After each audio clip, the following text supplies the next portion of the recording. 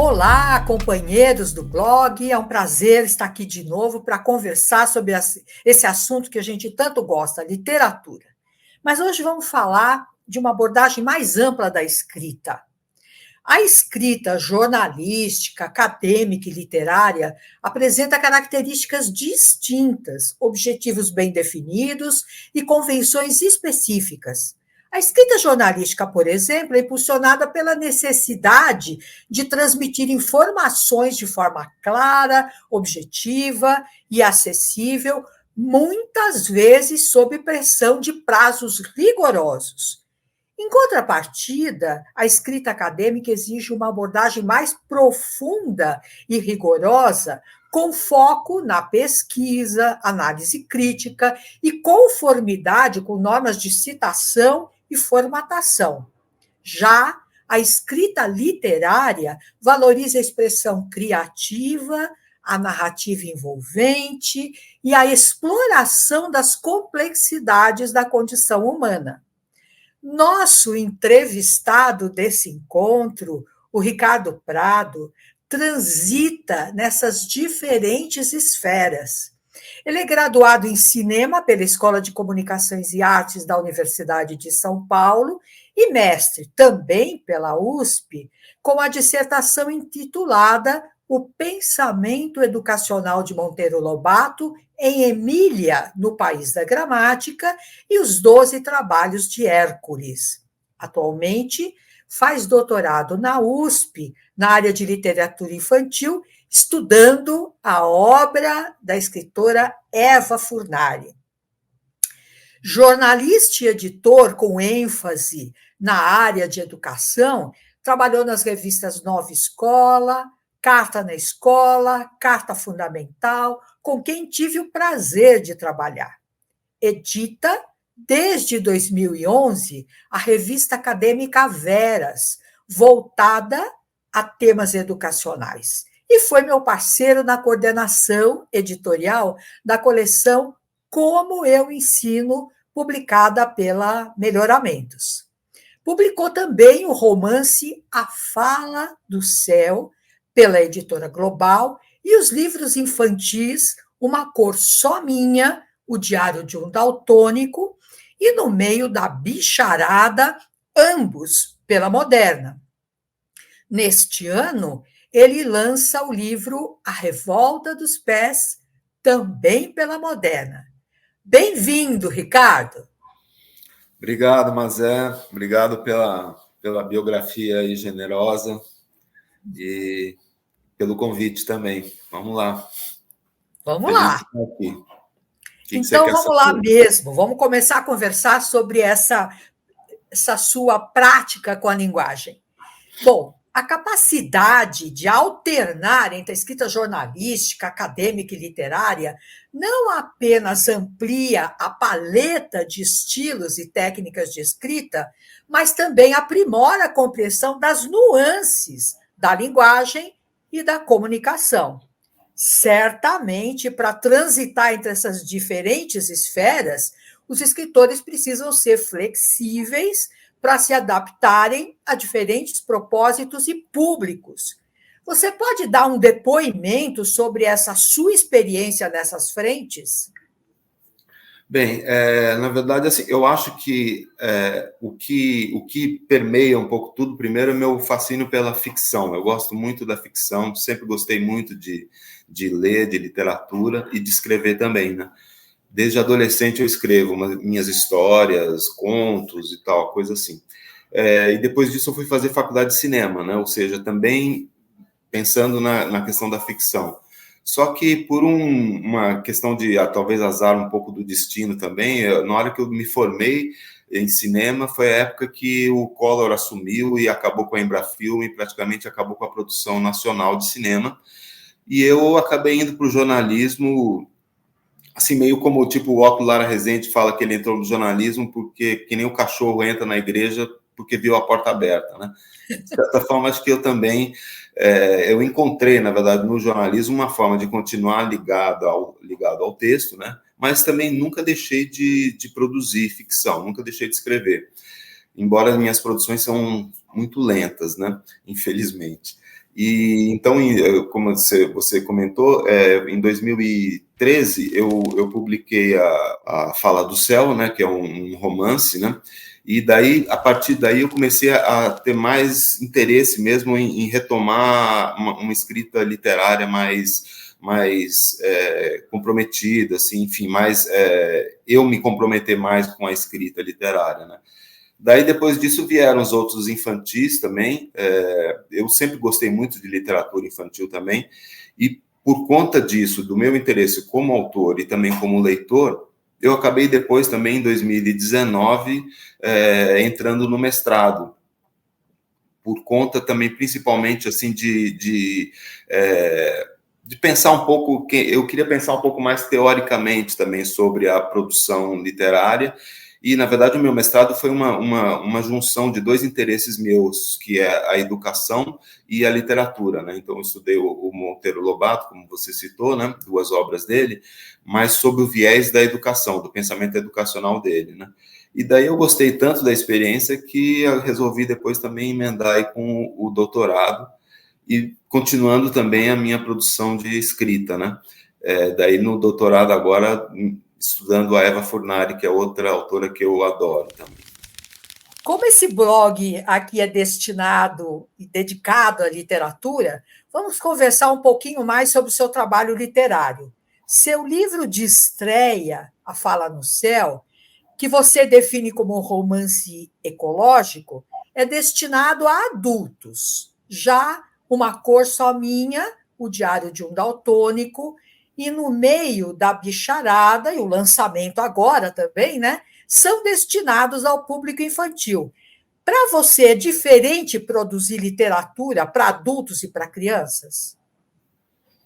Eu acho que a origem é um pouco a mesma, no sentido de que é algo que me move a contar alguma história, né?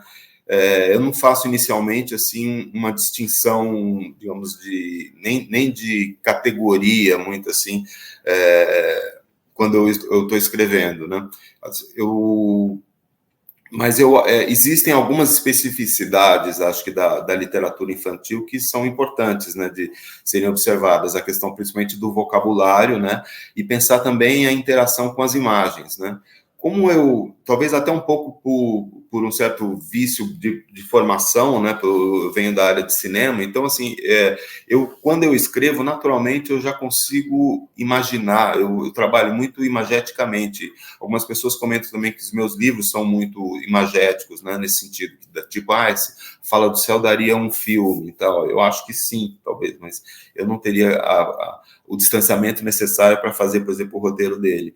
Mas eu acho que tem sim alguma coisa mais específica da escrita para criança, mas ao mesmo tempo eu acho que eu evito muito subestimar o pensamento infantil, né? Eu acho que o que é interessante é você escrever um texto que de alguma forma instigue a criança ou mesmo o leitor que está junto com ela, né? E que seja uma coisa que traga novidade, que traga desafios, que traga inclusive alguns incômodos, né? Eu sou contra, por exemplo, essa pasteurização, assim, a questão dos leitores sensíveis, sabe? Acho que existe uma certa hipervigilância na infância atualmente, sabe? E tudo parece que causa traumas, sabe? E acho complicado isso. Então, eu tento escrever sem pensar nisso, sem pensar em a priori, ou nem... E acho que um outro grande defeito também, às vezes, da literatura infantil é querer ser pedagógica, né? Eu acho que ela tem que ser, acima de tudo, um bom entretenimento. A pedagogia vai lá atrás se acontecer, mas não é ela o foco, né? Então, acho que tem esses dois cuidados, a questão do vocabulário e o diálogo com as imagens, né? Principalmente na escrita para criança. Ricardo, é interessante nessa sua colocação como você conecta a sua experiência no cinema com as imagens, já pensando nesse livro infantil em que a imagem, por meio da ilustração, tem um papel tão significativo. Mas vamos falar um pouquinho sobre esses seus 2 primeiros livros infantis. E no meio da bicharada, você reconta histórias tradicionais dos povos originários. Já em Uma Cor Só Minha, é uma ficção que guarda um traço biográfico com sua história pessoal, já que você é daltônico como o protagonista da história. Qual é a diferença entre produzir um reconto e uma história original? Bem, elas são o ponto de partida das duas realmente bem distinto, né? No caso de Uma Cor Só Minha, do Um Diário de um Daltônico, essa foi uma história que, na verdade, eu comecei a fazer tempos atrás, quando eu, acho que, sei lá, com uns 30 e poucos anos, e eu pausei ela por um bom tempo, porque eu trabalho, nessa época, inclusive, trabalhava bastante em redação, eu estava na Editora Abril e tal, e eu sou editor da parte de texto, né? Mas eu sempre gostei muito de dar palpite na arte, né? E sempre fui muito ligado em artes plásticas, em pintura, né? Então eu pensei assim que eu não teria muita autoridade para reclamar, por exemplo, com alguma designer, se vamos mudar a cor dessa faixa aqui, dessa página aqui, por exemplo, se ela soubesse que eu era daltônico, né? Ficaria um pouco meio sob suspeita. Então, eu escondi esse segredo aí durante um bom tempo, né? Até que depois, sei lá, com uns 40 e poucos anos, assim, eu desisti de ficar com esse segredinho aí de ficção, né? E resolvi daí assumir aí essa condição, né? Por meio de uma história de ficção, né? Aí foi um mergulho muito interessante na própria temática do daltonismo, que é uma coisa que para mim sempre foi um pouco misteriosa e eu nunca percebi, porque sempre quando você fala que você é daltônico, as pessoas já começam, que cor é isso? Que cor é isso, né? E é uma coisa mais sutil, não é tão evidente assim, né? No livro, inclusive, eu acho ele muito divertido, eu adoro o livro, né? Esse livro aqui, as ilustrações da Ana Anjos são muito boas, adoro esse livro. E nele eu faço também, eu aproveito e lanço eu coloco essas páginas que são testes mesmo de daltonismo, que o próprio leitor consegue ver. Eu, por exemplo, não consigo ler que número que está aqui. E quem é daltônico, em geral, não consegue. Mas, enfim, eu usei, então, eu mergulhei num tema que eu, embora sendo portador, eu praticamente já tinha ignorado até então, né? E foi muito interessante, eu descobri umas coisas boas e que deram, inclusive, estofo para fazer a história, né? Então, ela veio, digamos, de um relaxamento em relação a um cuidado profissional, e depois eu vi que isso não afetava nada a minha condição de editor também. Tanto que atualmente eu sou ainda editor, só que na área de livros, né, de literatura, e foi para mim um grande prazer também descobrir que eu escrevia para criança, porque eu conseguia também escrever para criança, porque até então eu tinha só publicado o romance A Fala do Céu, né, que infelizmente é um romance que tá esgotado atualmente, e é esse aqui que talvez exista em alguns saldos aí, né. Já No Meio da Bicharada é uma história diferente, porque primeiro ela foi uma encomenda feita pela própria editora Moderna, né? Se eu não teria interesse em fazer alguma obra com a temática indígena, acho que na época eu tinha um edital relacionado a isso, né? Aí foi um trabalho muito próximo até um pouco do que eu faço no jornalismo, né? Que é quando você recebe uma pauta, uma encomenda, né? E, ao mesmo tempo, eu me entreguei muito com um projeto que eu achei uma proposta muito interessante, né? Então, eu fui vários dias, eu mergulhei lá na Brasiliana do Mindlin, que foi a minha principal fonte, porque daí, para levantar essas histórias, eu fui atrás principalmente de Raimundo Magalhães, dos primeiros, muito do Luiz da Câmara Cascudo e tal, de autores mais antigos que fizeram as primeiras transcrições nessas, que são todas literatura de fundo oral, né? E daí eu estruturei o livro também de forma que, assim, depois de cada um dos contos, esse é o livro, né? Depois de cada um dos contos, eu trago uma pequena historinha mostrando a origem da história. onde que eu fui pesquisar e tal. Então, esse tipo de trabalho de arqueologia também, de histórias e de recontar, foi uma experiência muito interessante. E esse livro me deu muita alegria também, porque ele foi depois adotado no PNLD, saíram mais de 70 mil cópias dele para o Brasil todo, né? E isso, escolha dos professores, né? Então, eu fiquei muito feliz também. E foi um pouco uma confirmação de que, então, eu não só gosto, como eu acho que eu consigo escrever para criança também. Então, são dois, não sei se eu te respondi, mas Respondeu lindamente. Eu acho bonito essa coisa de ler e investigar para escrever. A gente pensa que o reconto é uma coisa simples, mas não é nada simples, né? Quando a gente faz com esse cuidado e esse respeito com as fontes. Muito legal, Ricardo. Vamos falar do lançamento agora? Né? Então, vamos lá. A Revolta dos Pés parte de uma divertida premissa. Por que só os dedos das mãos têm apelido e os dedos dos pés não? Tremenda injustiça só poderia desencadear uma revolta. E é uma revolta com trilha sonora e tudo. Vamos ouvir um trechinho?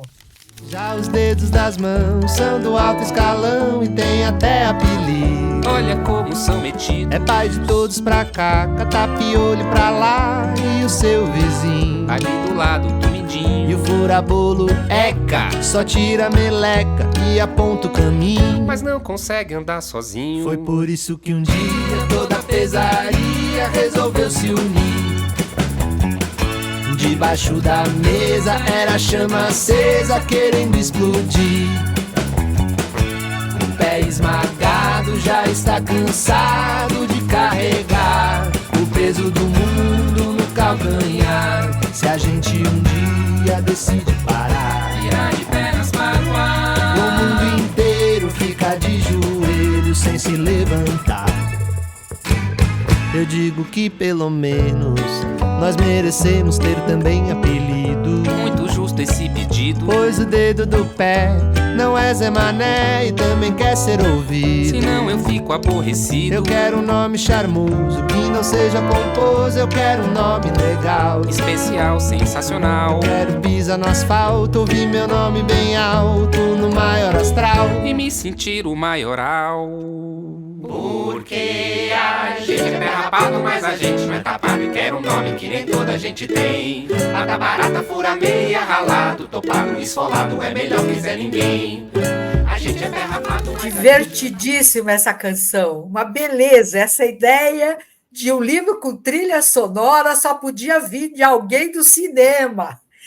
Ricardo, seus dedos dos pés tiveram alguma coisa a ver com isso? E essa ideia da trilha sonora, como é que surgiu? Bem, primeiro assim, os dedos dos pés meus têm tudo a ver com essa história, porque eu sou realmente um cara muito desastrado. E eu vivo topando, vivo esfolando meus dedos, né? Então, isso já é uma marca minha. Eu até conto um pouco essa historinha no final do livro. Então, de fato, assim, eu acho que essa história deve ter surgido inicialmente a partir de uma topada, com certeza, sabe? Que me ralou o pé, tudo, eu fiquei muito injuriado com a história, mas daí, de como que isso surgiu, o insight de, poxa, por que só os dedos das mãos têm apelidos? Realmente eu não tenho ideia de como é que isso surgiu. Mas a partir desse primeiro insight, né, que é essa pergunta, por que só os dedos das mãos que têm esses nomes, né, eu comecei a pensar em uma estrutura de uma narrativa que fosse uma família de um músico que estava de férias, e esse músico, em algum momento, por conta de uma sucessão de fatos, de eventos, justamente levando em conta as topadas e as coisas todas que os pés estão submetidos, né? Então, que isso tudo levaria no final da história a que esse protagonista compusesse uma canção com os nomes que ele pensou para os dedos dos pés e que estariam relacionados com a história, né? E a história saiu, inclusive, de uma forma muito rápida, assim, foi muito fluente a escrita dessa história, embora, claro, toda escrita tem reescrita, né? Acho que é o Antônio Lobo, Lobo Antunes, né, que fala que escrever é reescrever, né? Eu acho corretíssimo isso, né? Então, eu fiz algumas reescritas, mas em pouco tempo eu tinha já toda a estrutura, o livro pronto, né?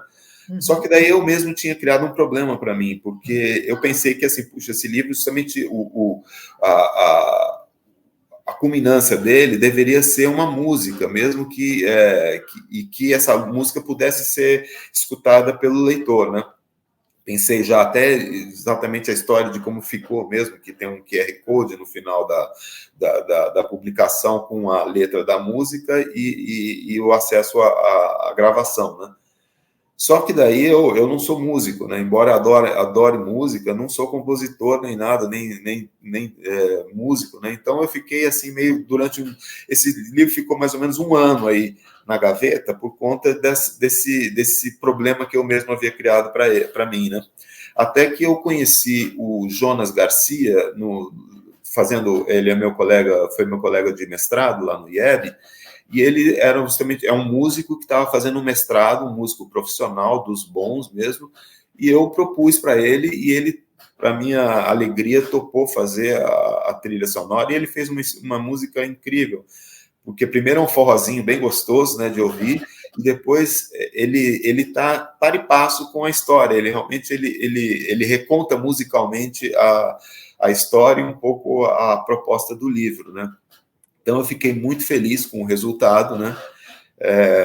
E depois, com o resultado final, mais ainda, porque o trabalho de ilustração do Daniel Almeida nesse livro é maravilhoso. Ele fez uma divisão, porque a história ela se passa, uma parte, digamos, ela acima da mesa, porque uma boa parte da história se passa numa mesa em que essa família está conversando. Então, tem os diálogos acima da mesa, que são as pessoas mesmo conversando, e tem o diálogo dos pés dessa família na parte de baixo. E o próprio livro, ele segue um pouco essa estrutura, depois acho que vocês vão mostrar um pouco aí os pedaços, mas ele segue uma estrutura assim, de ter pedaços na frente e embaixo, da narrativa. Enfim, eu fiquei muito feliz com o resultado.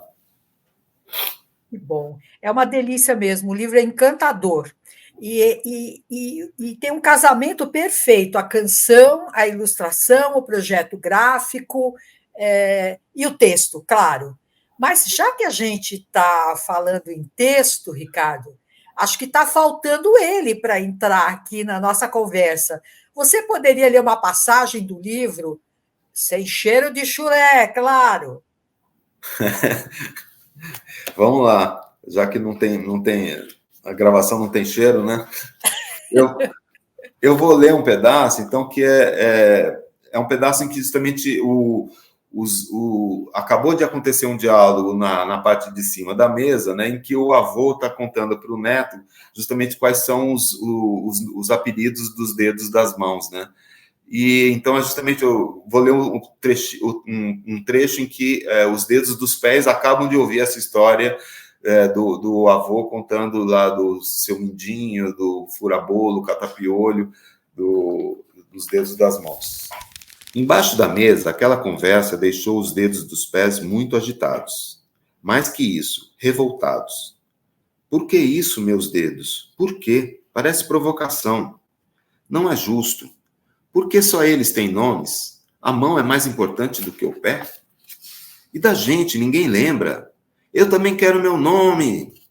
Os dedos dos pés estavam mesmo inconformados. Aquilo era uma humilhação permanente.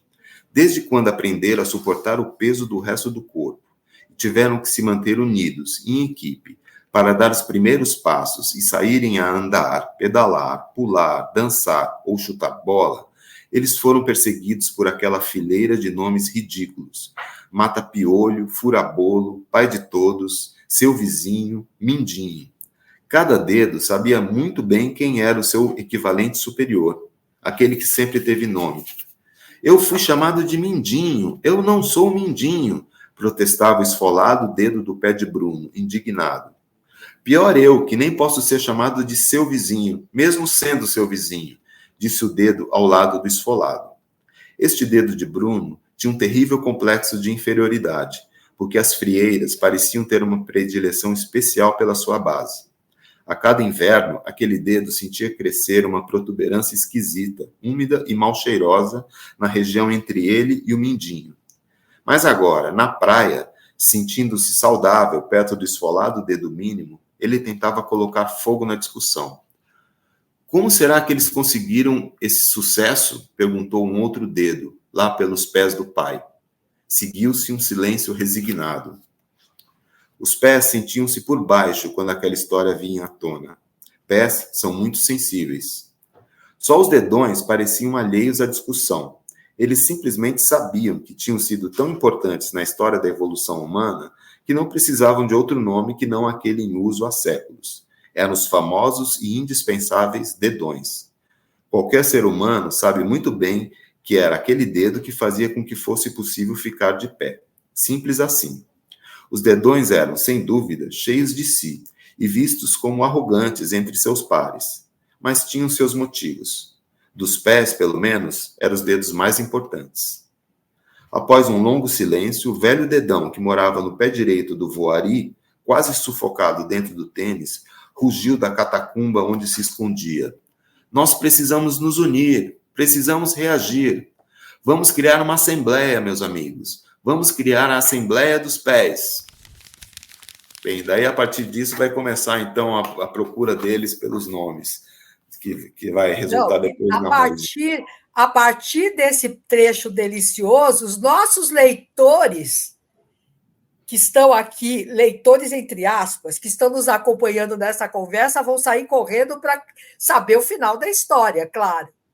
Ricardo, que delícia! Muito, muito obrigada por ter aceitado o nosso convite, por compartilhar a sua experiência com a literatura, e a gente deseja para você muito sucesso com esse lançamento. Eu que agradeço, Mazé, muito obrigado aí pela sua gentileza e pela sua atenção aí. Também estou torcendo que esse livro dê o que falar aí. Tem uma assembleia sobre os pés. Obrigada, Ricardo. Muito obrigado. Um abraço a todos que nos acompanharam até aqui. Até a próxima.